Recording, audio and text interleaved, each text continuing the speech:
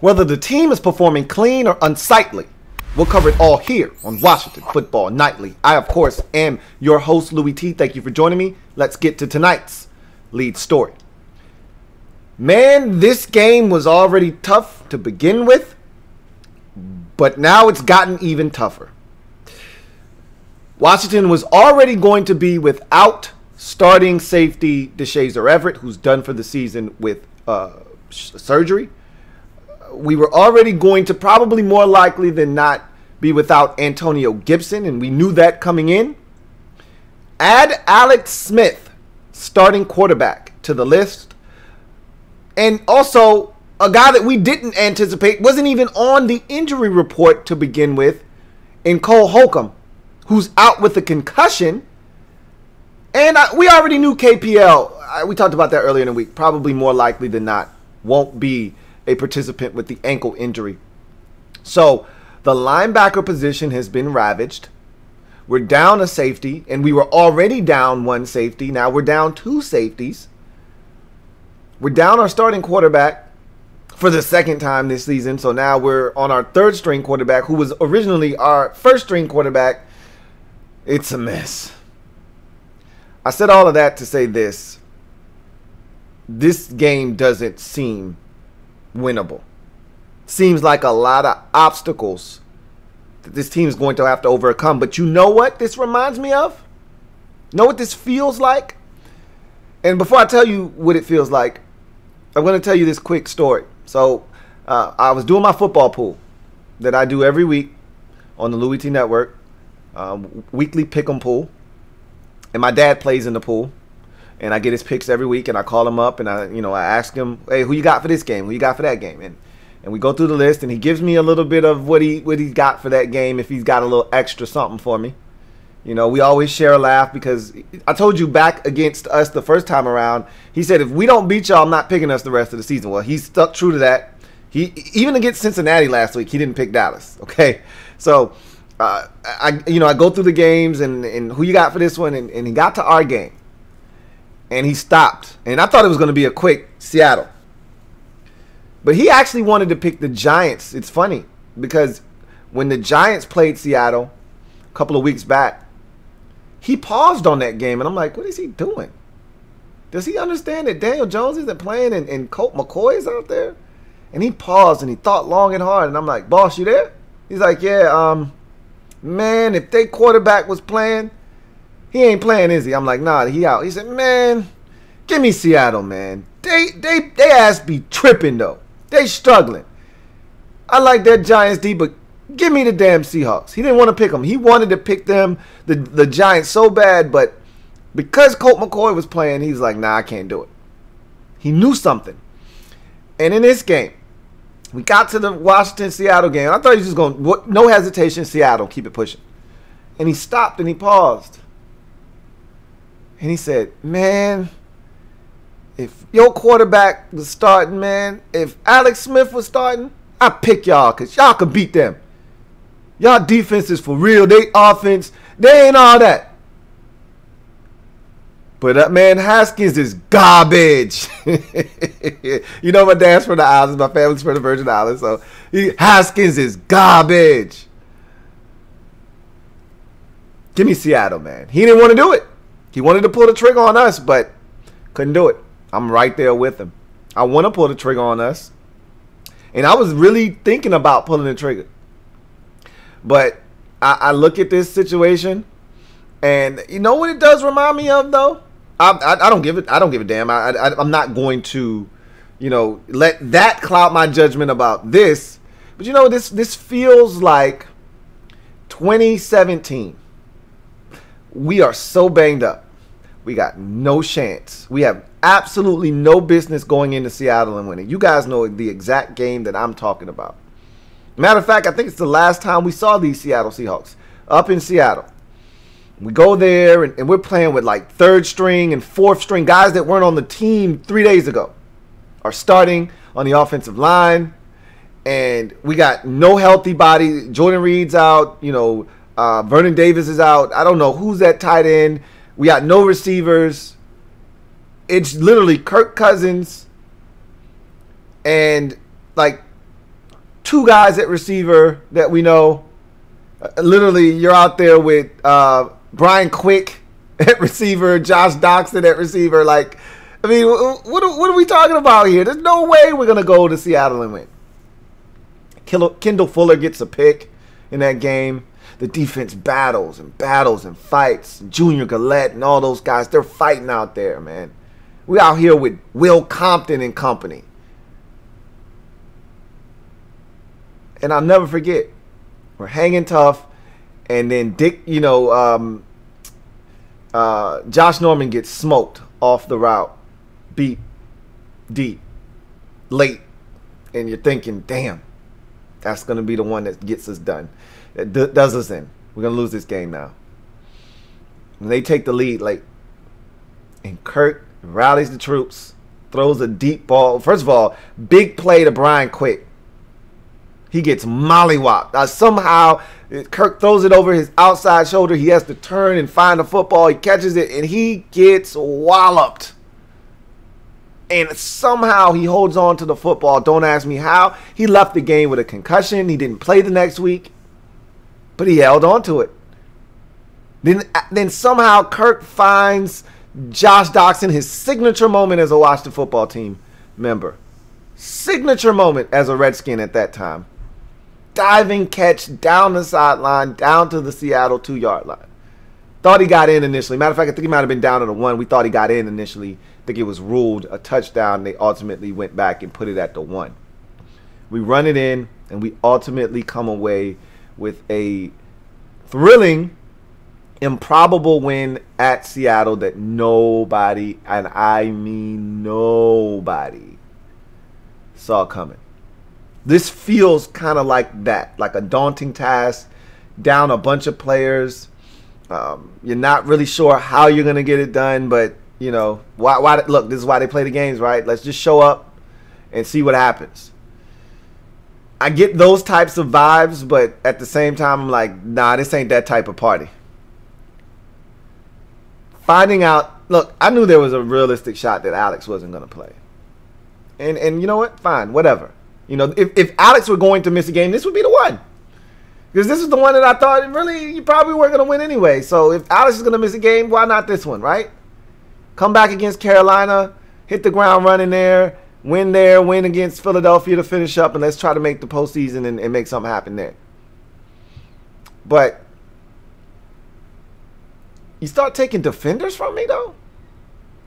You take Cole Holcomb from me? Like, I can't afford to lose my best linebacker. You're really not trying to give us a chance. You already took the Shazer Everett from us. So, this is a tough one, man. Jonathan Allen is going to play, however. He's not even on the injury report now after, you know, struggling for a little bit. Morgan Moses is going to play. He's not on the injury report any longer. And you also had running back Peyton Barber, who was on the injury report yesterday.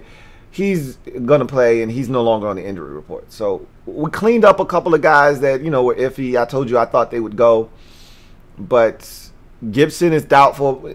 Translation, he's not playing this week. And Ron pretty much confirmed it without confirming it. He's like, yeah, he did some drills with running back coach Randy Turner, but Randy Jordan, excuse me. But he's like, you know, didn't necessarily see the push off you wanted to see. So he's essentially telling you he's not playing. They could have just ruled him out. You know, they kind of want to just keep everybody in suspense. But we know what time it is. So we're really going to be shorthanded in this game. And the Seahawks will be too. They'll have some guys out. We'll take a look at that here in a second. But our injuries and our guys that are going to be out, I think, have a chance to be more impactful than their guys that are going to be out. We'll see. But speaking of which, let's take a look at that, shall we? As we get to in other news, I don't need to really go through Washington's injury report. I just essentially did that for you with the big news of Alex Smith not playing and Dwayne getting the start, and we'll dive into that a little bit later on, a little bit in more greater detail. But you know, Cole Holcomb was the one that caught me by surprise. I mean, guy wasn't on the injury report. Didn't sustain an injury last week. This must have happened in practice. They That one stings. That one stings. So let's take a look at the injury report for the Seahawks, and then we'll talk about what Ron had to say. We'll talk about Dwayne, who also stepped up to the podium, was ill-advised. We didn't see this one coming, but because he got the nod, he was made available to the media, and he sounds like a guy that's ready to go. But I've been here before. I've fallen in the trap before. You won't get me again. You know, words are great. Actions are even better. Let's take a look at this Seahawks injury report, though. And it reads like this. I told you the list was 20 guys long. It's been reduced to these 6. There's also a 7th guy that was down at the very bottom, but he's like a 5th corner, like he like special teams corner. Like nobody's worried about him, so I didn't even add him to the list. But this is, for all intents and purposes, I told you they were just putting down everybody. I was like, most of these guys are going to play. They didn't need to make this list this long. I said somewhere along the way, the Seahawks have probably been fined for not disclosing an injury about somebody. So now they're putting, just to stick it to the NFL, they're listing every single person that's on the list now, which is crazy. But anyway, this is what the list looks like. These 6 players: Travis Homer, running back, out. Offensive tackle Jamarco Jones, out.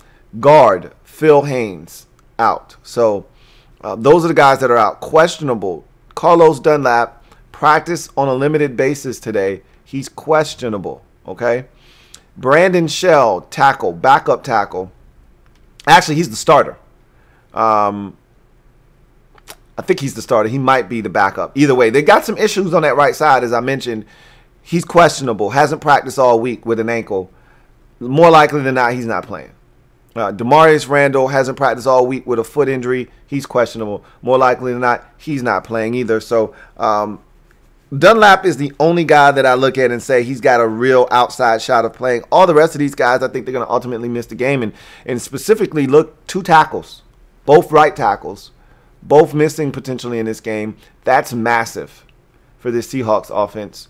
They've had some struggles at that right tackle position. One guy not pictured here is Cedric Ogbuehi, who is probably more likely than not going to get the start at tackle. So they do have a credible right tackle potentially going out there and starting, which a few weeks ago they didn't even have that. You know, they were playing musical chairs at that right tackle position. But, you know, they're one, Cedric Ogbuehi injury away from, who knows what they'll do if, in fact, Jamarco Jones, who is already out, and Brandon Shell can't go.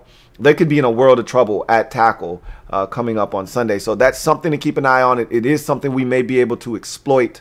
But, looking at their injury situation, they're going to be just fine, are the Seahawks. So we got our work cut out for us. I was hoping that there were a couple of other names up here that I was like, maybe we could get 1 or 2 of these guys out. Nah. Dunlap is a guy that I'd like to see not play. But right now it looks like he's trending towards getting out there. It'd be nice if they just said, hey, you stay home. Don't even make the trip with us. We'll be back in a jiff.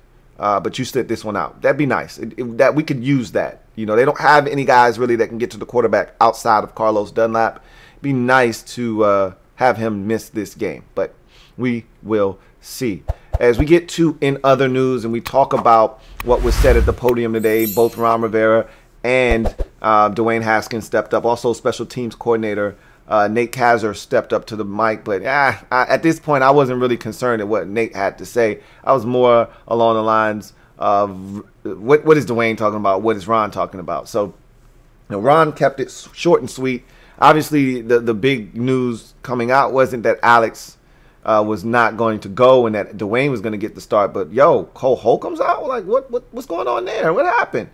So he's like, yeah, I really can't get into all of that, but he's in the concussion protocol. Shit.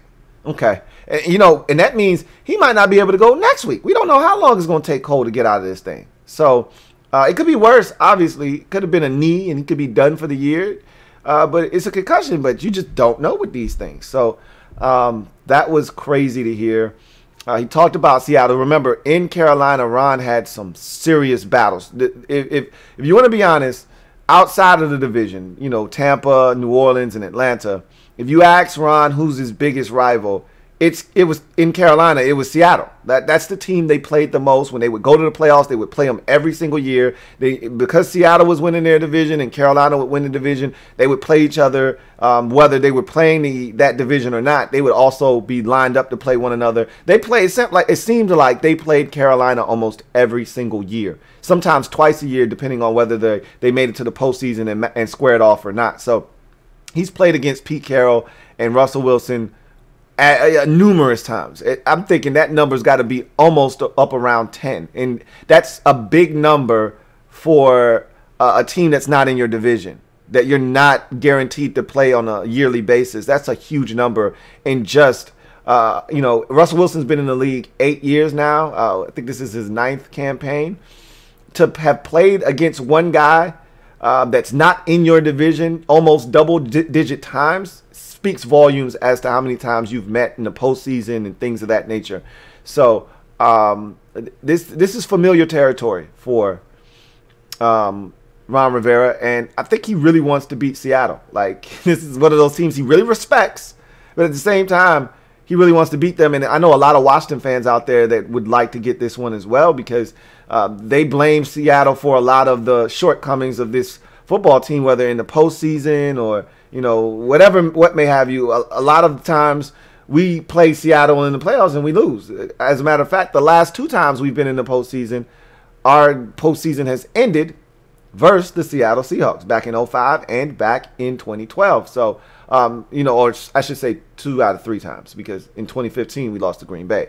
But the previous 2 times before that, it was Seattle. So there are some fans that are bitter towards Seattle. I don't have any real ill will towards the Seahawks, other than I just want to beat them. And Ron talked about what he needed to see out of Antonio Gibson for him to play, and that him be able to cut and push off the toe and do the things that you are accustomed to seeing him do, and he's just not there yet, is essentially what Ron said. So that tells you that doubtful really is out. They could have just classified him as out, but they're leaving the door slightly ajar. More likely than not, Antonio Gibson not going to play in this game. He talked about Steven Montez, and he talked about Tyler Heineke, and he talked about the quarterback position, because obviously Dwayne is getting the nod, and he was asked about Dwayne. Hey, what have you seen from Dwayne that makes you comfortable that this time's going to be different? What have you seen in terms of growth and maturation from Dwayne? And he really didn't get into any of that. He's just like, look, we got a game plan that we feel good about, that we think is going to suit and tailor Dwayne well, and we'll go from there. So what that tells me is, I don't know if he's really changed all that much. We'll find out together now, won't we? So he was asked who is the backup quarterback, to which he responded that would be one Steven Montez. So we are literally one hit away from a lot of you who've been, hey, why don't we just put in Steven Montez? I would prefer not to do that. But we are one play away from Steven Montez seeing the field. And this is crazy, because we've went through 3 quarterbacks already this year, and we're one play away from going through our 4th, and yet here we are leading the division. It is crazy. So Steven Montez would be the next guy up. And if anything were to happen to Dwayne and Alex can't go next week, you could see a situation in which Tyler Heineke could be starting. And Ron said, look, I'm very comfortable with him. He's got a gunslinger mentality. He's athletic. He's a really smart guy. We know we can trust him. So that's not out of bounds right now. That's not out of the realm of possibility that if something were to go awry this week and Alex isn't ready next week, we could see, Steven Montez continue to be the backup, and they could promote Tyler Heineke, our quarantine quarterback, to the #1 spot for, the upcoming game against the Panthers. And, there will be a lot of, wanting to get that one for Ron. Tyler Heineke might want a little revenge against his ex-team. There's a lot that goes into that game next week, but we're focusing on the one at hand. So Ron said a lot of good things at the podium today, and a lot of things that were insightful about the upcoming game. You get to Dwayne. It was an insightful presser from Dwayne, more from an introspective standpoint. But it felt like one of those pressers we got early in the season, where he gives you the illusion of confidence and I feel good about the game plan and watching film, and then he starts name dropping guys, Wagner and Jamal Adams, and he makes you feel like he's been watching some stuff, and then he comes out and goes 3 of of 11 on third downs and we stink and we can't move the ball and we score 10 points. I've seen it. I've heard it. I'm hoping that this time's different because I'm a glutton for punishment. So I'm going to show up on Sunday in front of my television, confident as the day is long that we got a shot to win. And it won't take long before I realize what kind of a day it's going to be. If we come out and we're able to sustain some offense early on and give ourselves a chance, hey, we might have a shot here. If we come out and it's 3 and out after 3 and out after 3 and out and the defense has one of those slow starts, which we've been avoiding of late, but it could happen, and they come out slow and next thing you know, you look up, it's 10-0 or it's 14-0. Yeah, this could get ugly quickly in this football game. But, Dwayne came out, he talked about this opportunity, and he did have some good answers. One of them was, hey, look, I don't really want to talk about, this opportunity being a starter of Washington football team. Opportunity is an opportunity, okay? And I'm grateful for this opportunity, and I want to, make the most of it, and I want to come out and I want to play well. And I pretty much want to, give my coaching staff and my coach the confidence that they need to be able to entrust me with whatever it is that they feel like, I need to do. So he didn't fall for the trap that they set, in talking about becoming the starter again here. He kind of just said, look, it's an opportunity, man. And I don't know how many more of these I'm going to get, so I want to take advantage of it. That's the right answer. He also talked about, it was something else that he talked about. It was one more thing that I really found interesting that he referenced. I don't know. I can't remember. It might come to me. But he also talked about his preparation for the game. He said that, they asked him what has changed. Why do you think you're going to be better? And he said, I guess you just have to see. So didn't really have a definitive answer for you there. But, we'll see what happens. He talked about his IG post and that he, reposted an old post with him, Chad Ochocinco and Stephon Diggs throwing the football and getting some work in over the summer. And he said that had nothing to do with me starting. It was just a conversation being had, and I reposted it and said something. I honestly don't give a shit about any of that stuff. Could care less. Somebody even brought up to me that Dwayne was flexing on IG today. I don't know if it's true or not. I don't get into that kind of stuff. I don't follow him on any social media platforms, nor have I ever, because I don't care about that. I just care about what the product on the field is truly all that I care about. And the reason I try to steer clear of some of that stuff is because when I see things I don't like, it does frustrate me. And I don't want to be in that mental state. I don't want to be in that place where I'm upset because, like I brought up to you, earlier this week or even last week, he's flexing on IG, showing off his rocks in his wrist, on his wrist, and in his ear, and on his neck, and on his shoes. And I'm like, I don't care about any of that stuff, but he does. And people that follow whoever was posting that or him, they might care about that stuff. I don't. I care about the fact that you almost lost us the game by throwing a senseless pick when you had a wide open wide receiver on 3rd and 10 and you didn't hit him. That's what I care about. But again, that stuff doesn't have anything to do with on the field.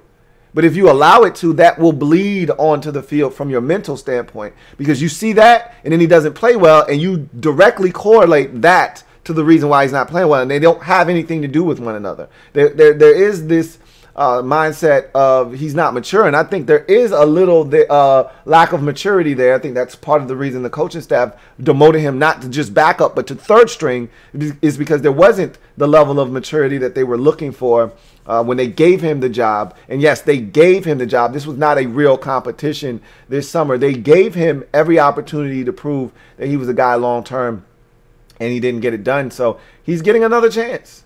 He's getting another chance. Even if it's not for here, this is an audition for the rest of the league. If not for Washington, this is an audition. I talked about this on the podcast. I talked about this before with Robert Griffin III. This is an opportunity for you to show the league that I can get it done and I can help your team. And so if not here, somewhere else. And this is why they always tell the young guys that are trying to make a football team in the summer, in preseason, put some good tape out there. Even though you may not make this roster, you're playing to make somebody else's roster. Robert Griffin III may not have been the permanent backup in Baltimore, but he had a chance to prove that if not here, somewhere else.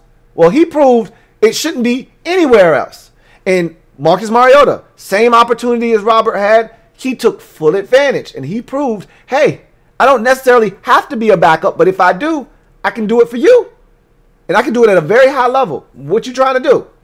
You know? So here's Dwayne's opportunity. If not here, maybe somewhere else. He's got to take advantage of this. He may not get another opportunity to do this again. He's got to take advantage. It's not going to be an easy spot that he's being put in, but he's got to take advantage. And I think he understands it. And now I remember the quote and what he was talking about. Competitive edge and him being a competitor. He was asked about this moment. Asked, how do you feel like being thrusted into this moment? You know, big game in December against Russell Wilson and the Seattle Seahawks football team. It's a lot of pressure. How do you feel like you're going to handle that? And he said, you know, I like pressure. I was made for pressure. You know, like these are the types of situations that I thrive in. I embrace this. You know, if you're a competitor, this is what you want. You know, I grew up watching Russell Wilson. So I'm embracing this challenge, and I want to take full advantage of it. If you don't like these types of situations, if you don't like this kind of pressure, then you're not a competitor. This isn't for you. So, again, he's saying all the right things. But I heard this you know, as a wise woman once told me, heard it all before. All right? Heard it all before, man. I need to see action. As a wise man once told me, I'm about that action, boss.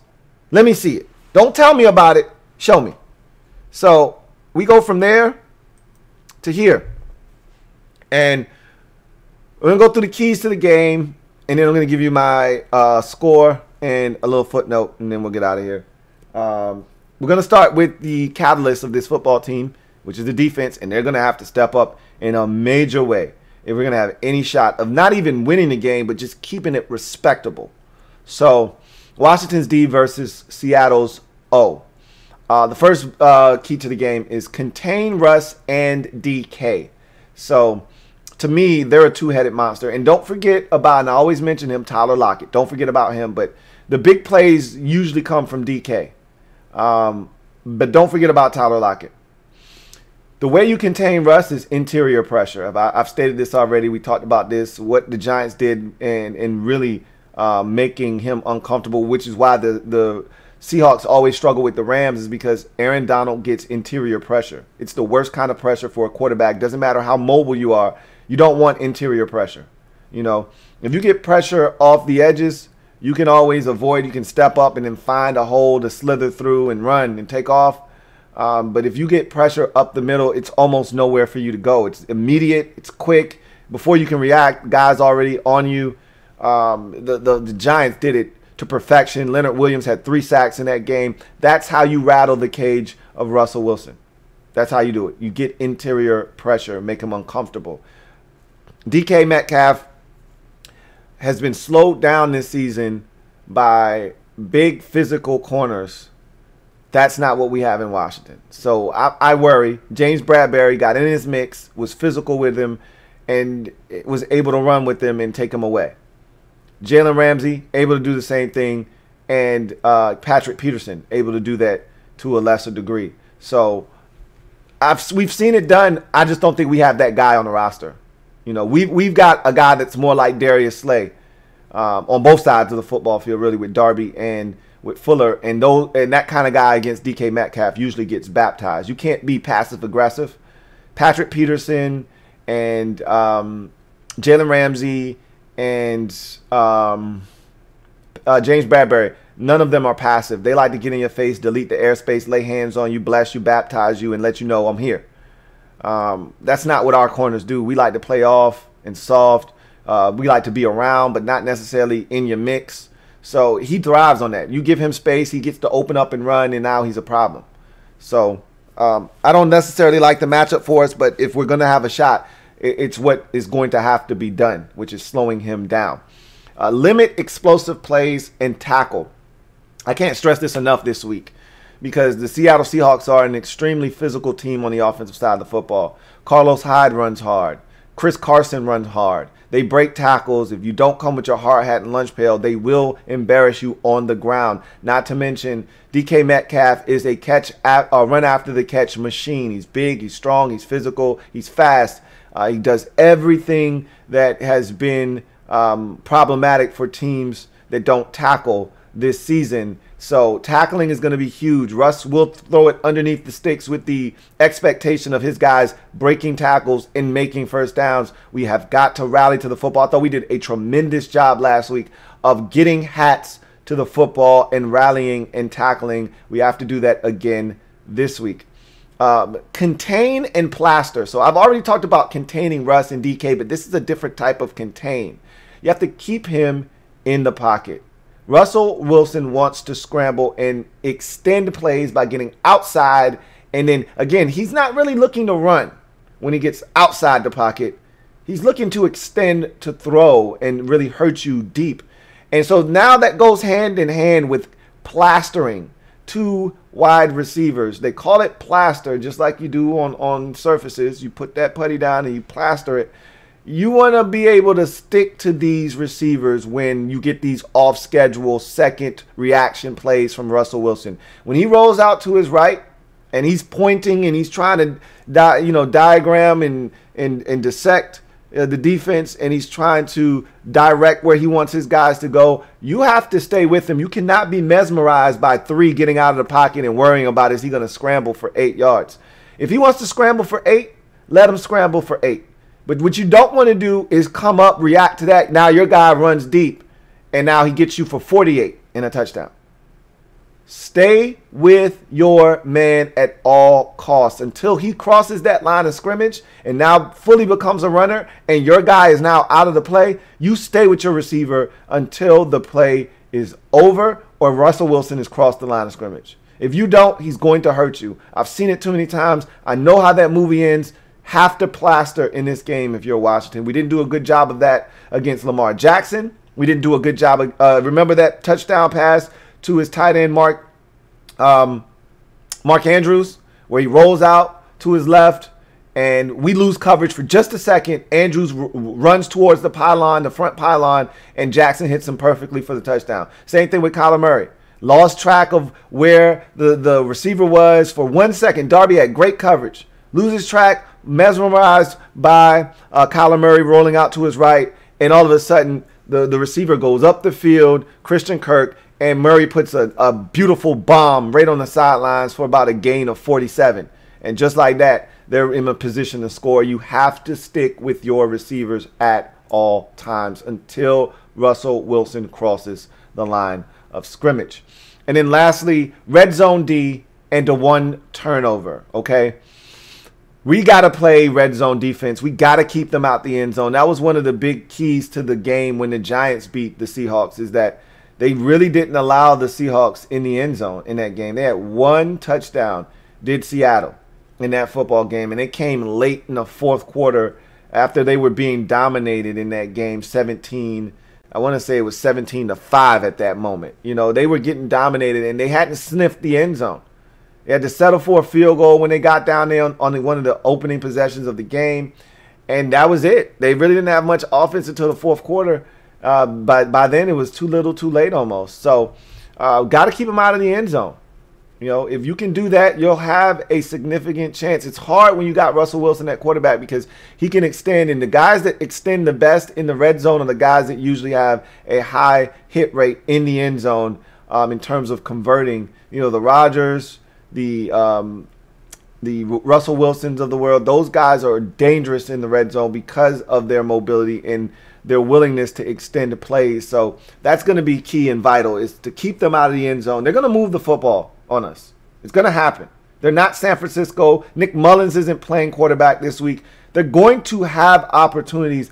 We are going to have to keep them out. We did not do a good job last week against San Francisco. They were 2 for 2 in the red zone. Going to have to be better if we want any chance to win this football game. Trust me, the defense is going to have to be massive. Much like they were last week, they're going to have to be similar, if not even better, this week in order for us to have a chance. And then you got to force at least 1 turnover from Russ. The Giants did it. against Russell Wilson. They got him to, make a little mistake. It really wasn't a big mistake. He threw it to the running back right off his hands into the waiting arms of a giant defender. You're going to have to find a way to force at least a turnover in this game if you want to beat Russell Wilson and this Seattle Seahawks football team. You get to the Washington offense versus the Seattle defense. Establish the run and make the layups. So what do I mean by that? Establish the run. I think that's self-explanatory with Dwayne starting. You don't want all the pressure to be on him. You'd like to keep yourself ahead of the sticks. You'd like to be in manageable situations, 2nd and 6, 3rd and 3, 3rd and 2, 2nd and 4, 2nd and 7. You'd like to be where you need to be on schedule, and thus I think you need to establish the run to take some of that pressure off of Dwayne. If you run it on 1st down and you only get 1, or you don't get any, or you lose 2, now you've put Dwayne in a position where he's probably going to have to throw it the next 2 snaps. That's not where you want to be if you're Washington. Not saying that you can't do it, but that's not where you want to be. Establish the run. Doesn't necessarily always have to be a 1st down run either. And it doesn't always have to be from under center. I think we're at our best when we run out of gun. I think we need to be able to establish the run some way, somehow in this game to take pressure off of Dwayne Haskins. And you got to make the layups. If they're giving you a shallow cross on 3rd and 10 and it's 12 yards of space and you just need 10 for the 1st down, you got to hit it. You get an opportunity to hit a running back on a flare out of the backfield and he's open and there's blockers in space out in front. You have to hit him if you're Dwayne. You can't miss the layups. They're freebies. Take them. Let your playmakers work for you. Got to make the layups in this football game. I didn't think he did a good enough job of that versus San Francisco a week ago. Limit penalties and avoid negative or useless downs. So you got to limit penalties. Why? Because with Dwayne at quarterback, much tougher to overcome 2nd and 15 after a failed run on 1st down, and now you get a false start penalty and now it's 2nd and 15. A lot harder to overcome that with Dwayne in the lineup.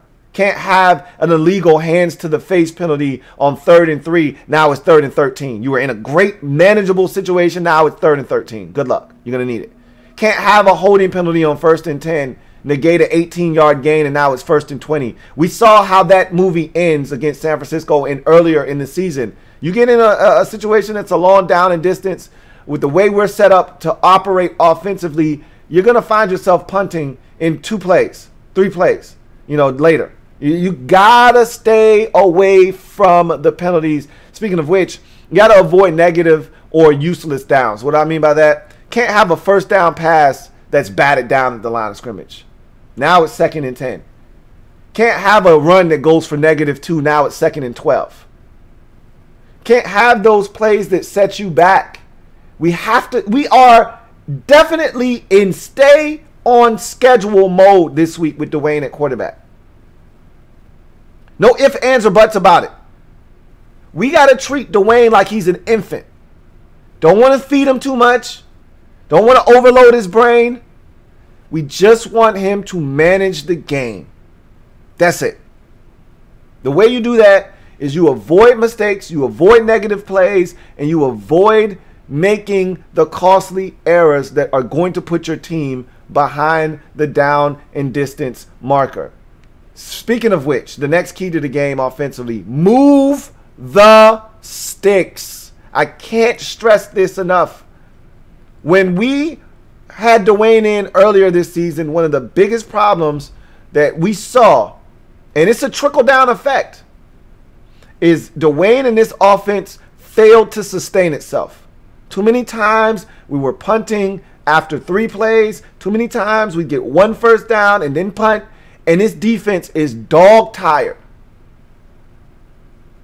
You want Scott Turner to get better as the game goes along? Give him more opportunities to call plays. The way you do that is to move the sticks. Worst case scenario. I'm not always advocating for moving the sticks to result in points.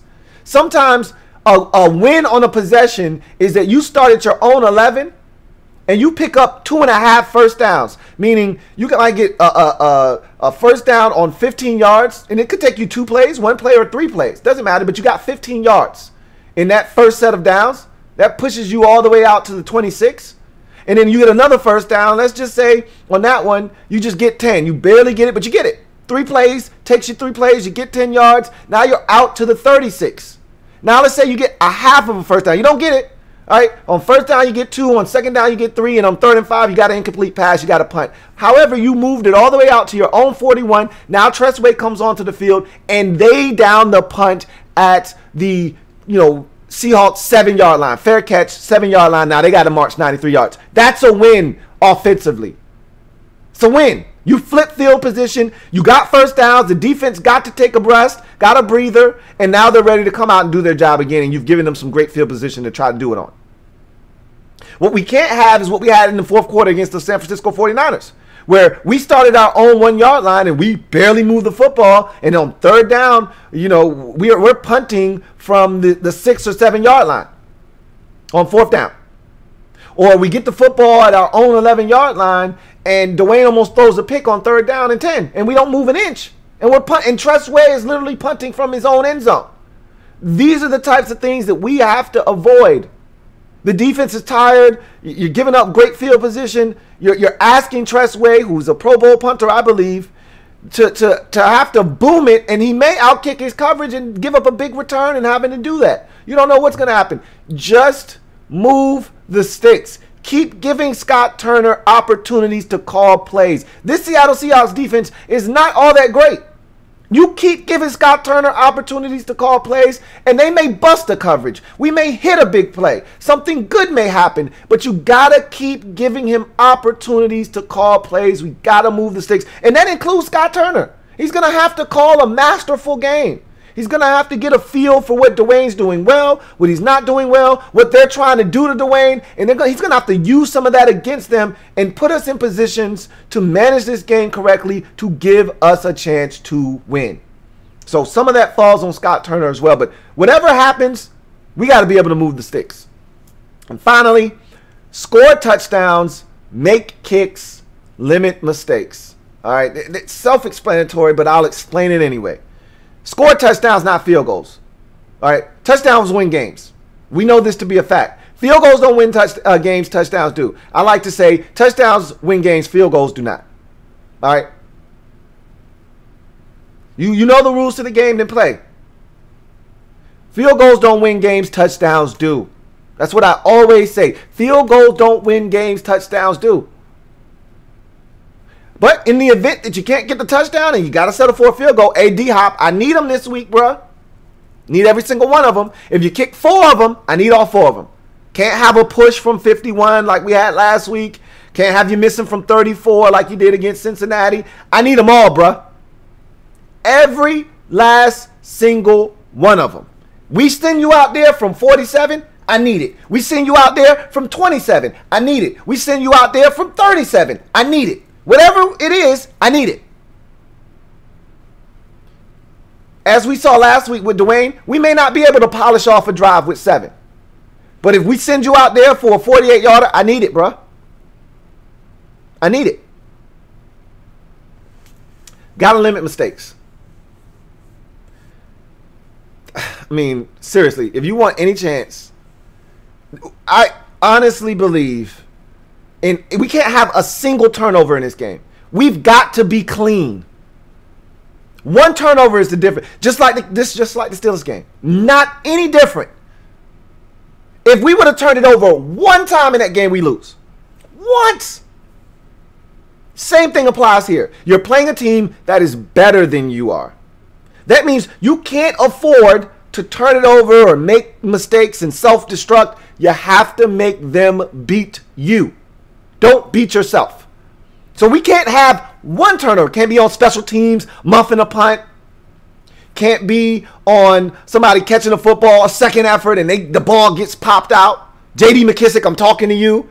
Terry, I'm talking to you. Hold on to the rock. Dwayne can't be in the pocket, lackadaisical, thinks he's protected. Somebody gets beat or Jamal Adams blitzes off the edge, unaccounted for, and Dwayne's just standing there, do, and gets hit from behind and the ball comes out. Isn't it amazing that Kyle Allen had that one fumble versus the Giants? That was it. It was a costly one. But isn't it amazing that since Dwayne left the lineup, we haven't had a bunch of fumbles? He fumbled against the Eagles in week 1. Luckily enough for us, we recovered that. He fumbled in week 2 against Arizona. We did not get that one back. He fumbled against Cleveland in week 3 twice. Okay. It's not a coincidence. He's a guy that is a little loose with the football in the pocket. He has to be aware of his surroundings in this game. Cannot put it on the carpet, can't fumble, can't turn it over. And I'm putting some of the onus on Scott Turner. This is not just a Dwayne Haskins production. Scott Turner's going to have to step up. That play calling in the red zone last week against San Francisco, especially when Alex was in, I thought the play calling wasn't terrible. Dwayne, look, Dwayne had they schemed up. He schemed up a beautifully called play, and it was open, and Dwayne just missed it. That's what I'm talking about when I say you can't miss the layups. Scott Turner dials up a touchdown play, and you don't deliver. Can't miss the layups. Scott Turner was awful in that first sequence when we got in the red zone with Alex last week, when we went empty 3 straight plays. He's going to have to be just as good as we're asking Dwayne in the offense and the defense to be. He's going to have to be just as good. Can't have that one possession where you just lose your damn mind and decide I'm going to take 3 deep shots with Dwayne here and go 3 and out. Can't have you lose your shit when we get inside the 10-yard line to the 7 and you decide, all right, I'm going to empty the set and let Dwayne handle this. No! Can't get to the 1-yard line and you decide, hey, you know what they not looking for here? Play action fake. Let's go boot here. No! That's what we got Peyton Barber for. Give 34 the ball. Don't want to see JD in on that situation. Peyton Barber. You know what this is. So, I need Scott Turner to understand what's really good here. What's really good? At the end of the day, I know what's really good. As much as it pains me to do this, I know what's really good. I see the outcome. I know what this is. Seen it before. 26-10, Seahawks over Washington. It's going to be a rough day offensively. There's really no other way to say it. I want to be wrong. I want Dwayne. I am rooting for Dwayne Haskins. I know some of you think that is false. You don't know me then. You don't know me very well. If you don't think I'm rooting for Dwayne Haskins, prove me wrong. I told Alex Smith the same thing against Detroit.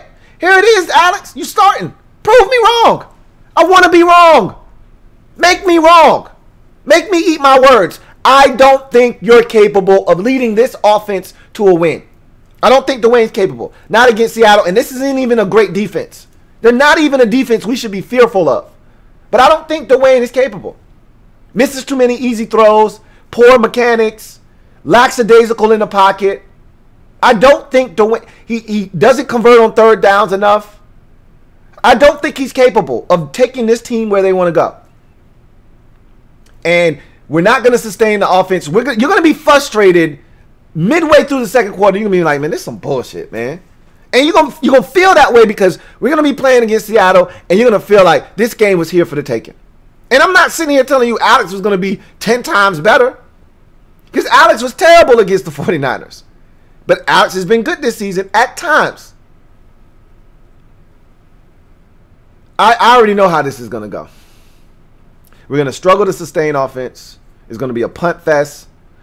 We're going to leave the defense out to dry. They're going to fight their asses off, but they're shorthanded as it is. And Seattle's going to take advantage. So the way I see it, the defense is going to fight. But the offense isn't going to give much help. It's going to be 13-3 at halftime. The defense is going to give up 2 field goals, and then they're going to break right before halftime and give up a touchdown right before the half after another 3 and out by this offense. And that's usually when Dwayne's at his best, is in the 2-minute situation where he gets to go up tempo. But they're going to go 3 and out. Seattle's going to get the football. They're going to score right before the half. 13-3 is your halftime score. Seattle's going to add, because they're going to win the toss.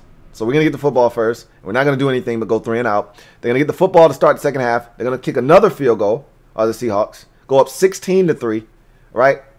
So at that moment, you're thinking, if we don't do something here shortly, this thing's going to get out of control. It's going to get out of hand. Well, we're going to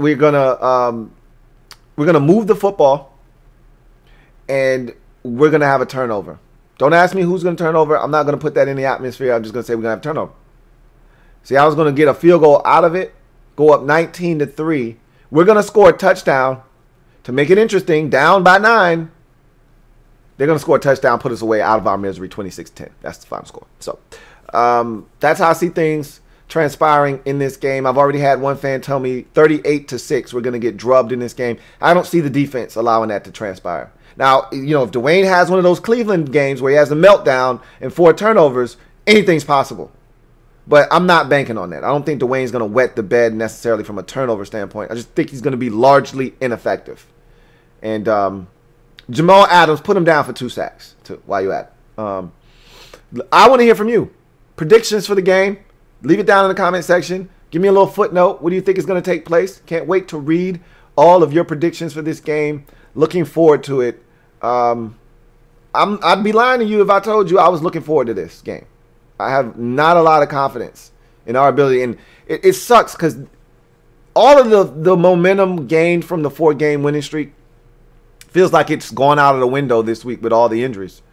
DeShazer and Alex and, you know, now Cole Holcomb. And it just doesn't feel like a game that we have been given a big shot at winning, you know, much of a chance. But stranger things have happened. This is why they play the games. I hope the fellas prove me wrong. If we're going to win this game, I'll just tell you this, the defense is going to have to be huge. And if we win this game, it's because Seattle scores less than 20. They get to 20. I don't think we're going to, with Dwayne, the magic number for us with Dwayne was, look, we can't score more than 23. Got to keep them under 20. I don't think that's changed much. We scored 27 in week 1. That was largely based off of the defense. We scored 20 in week 2 against, 15 in week 2 against Arizona and 20 in week 3 versus Cleveland. So, and 17 versus Baltimore. So again, you get to 23, you win. That was the magic number. You wanted to beat us, get to 23. Same thing applies here. We have to keep Seattle. If we win this game, it'll be something like 17-13. That's how you beat Seattle. I don't know if we're capable of doing that, though. Looking forward to your comments and what you think is going to happen. I'm going to go ahead and glide to the side, allow you guys to enjoy your weekend. Looking forward to your comments. Remember, if you haven't already done so, what are you waiting on? Subscribe to the Louie T Network for more great content. Turn on that notification bell so you don't miss a thing. Also, hit that like button on your way out if you haven't already done so, and help support the Louie T Network. I can't wait to read your comments because I think it's going to be all over the place. You're going to get all the Dwayne Haskins stands coming out of the woodworks for this one. And he's going to show you guys. You don't know what you're talking about. I want to read all of it. I'm here for all of it. All of it. And when it's all over, I'll be here for all of it again. You know where to find me. If Dwayne goes out, throws for 330 and 3 touchdowns, and he shreds Seattle's defense, and he looks like the guy, I'll be here for that too. I'll be damn happy too, because that more likely means we won the game. But I'm pretty sure. I'd bet a lot of money that that's not going to be the case on Sunday. So leave it in the comment section. I want to read all of it. You guys take care. Have a good one. I'm your man, Louie T, and this has been Washington Football Nightly. I will see you next time. You guys have a good one. Here comes the diesel. Here comes the diesel. There's the snap. Hand to Riggins. Good hole. He's got the first down to the 40. He's gone. The 35, the 30, the 20.